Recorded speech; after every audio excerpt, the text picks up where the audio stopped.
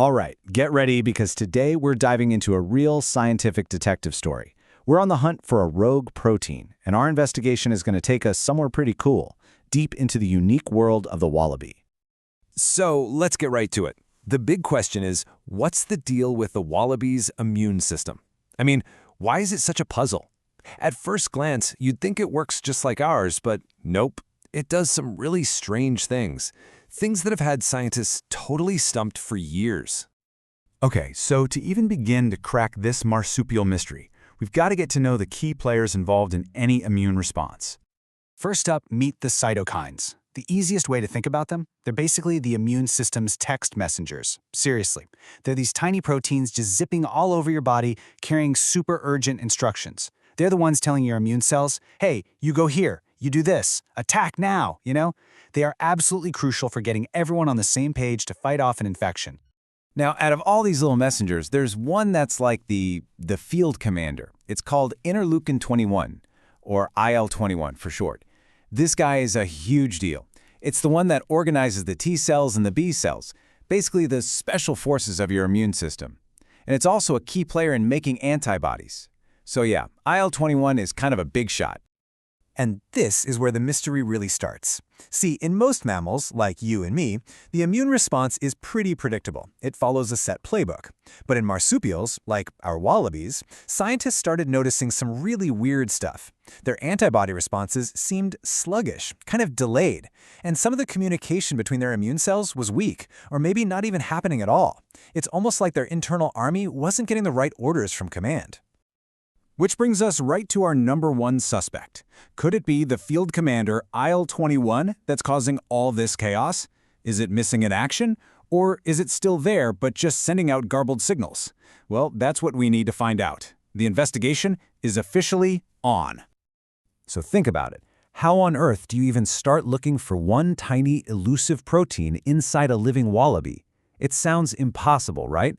Well, scientists are smart. They came up with a really clever three-step plan. Okay, step one, search the genetic blueprint.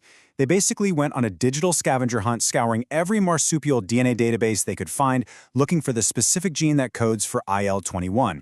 Step two, they took some immune cells from the wallabies and in the lab, they kind of poked the bear. They stimulated those cells to trick them into thinking there was an infection. And finally, step three, they checked to see if those fired up cells were actually making the IL-21 messenger molecule they were looking for. And the subjects of this whole investigation? Two specific species. You've got the tammar wallaby, which is kind of the go-to for this kind of marsupial research, and then you have the bridled nailtail wallaby, which is actually an endangered species. So solving this puzzle isn't just about pure science. It has real-world conservation implications too. All right, the hunt is on. Let's dig into what the scientists actually found. And boom, right off the bat, a huge breakthrough. They found it. The gene for IL-21. It's there. It exists in both wallaby species. So case closed, right? We can all go home? Not so fast, because this is where the story gets really, really weird. So check this out. When they looked at the actual protein, the wallaby's IL-21, they found that its amino acid sequence, which is basically the recipe for building it, was only 46% identical to the human version. Just 46%. That is a huge difference. It's like having two recipes for a chocolate cake where less than half the ingredients are the same. You wouldn't expect them to turn out the same, would you? But, and this is the crazy part, here's the paradox. Even though the recipe was totally different, when the scientists created a 3D model of what the final protein looks like, it was practically identical to the human one. It's just wild. Somehow, with all those different ingredients, the final tool gets built into the exact same shape, ready to do the same job. And when they looked closer, it all started to make sense. It turns out all the really critical parts of the protein were conserved. That's the scientific term for kept the same through evolution. So the main structure, the key spots that have to latch on to other cells, the little chemical bonds that hold the whole thing in the right shape, they were all there, exactly where they should be. So even though the wallaby version is built differently, it's designed to do the exact same thing. So, the evidence is all on the table. It's time to ask, what's the final verdict on our prime suspect, IL-21? And the verdict is innocent. The case against IL-21 is officially closed. Let's recap the facts. Fact 1. Wallabies have the gene. Fact 2, their cells make the protein when they're supposed to, just like in other mammals. And fact 3, even with that weird recipe, the final protein is shaped correctly and ready to go to work. The conclusion here is crystal clear. IL-21 is not our culprit. And you know, this is a massive step forward in the investigation. It might feel like a dead end, but in science, ruling out a major suspect is a huge win. It clears the board.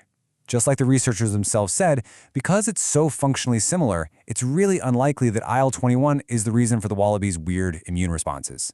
Now the search for the real culprit can focus somewhere else entirely. And that leaves us with one last big, juicy question. If IL-21 is off the hook, then what is the real secret behind the marsupial immune system?